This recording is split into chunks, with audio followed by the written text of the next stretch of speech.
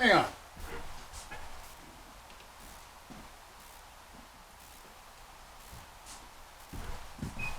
I wanted to get something I want to show you here for this one. So everyone, this is Gil at Grayman Prepping.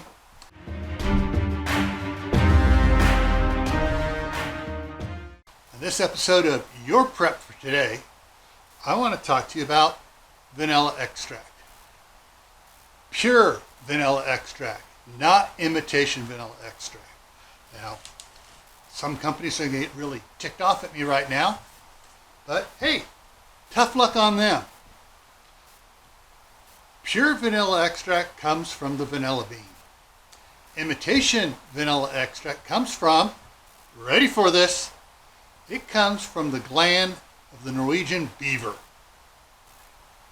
The gland is in the of the beaver, the backside.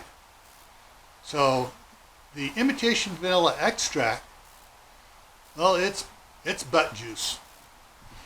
So I know it's going to gross a lot of you out, but that particular gland also produces the imitation raspberry flavoring as well, and some other flavorings around. So if you look in something else that says it's natural flavorings, beware, it's probably butt juice from the beaver.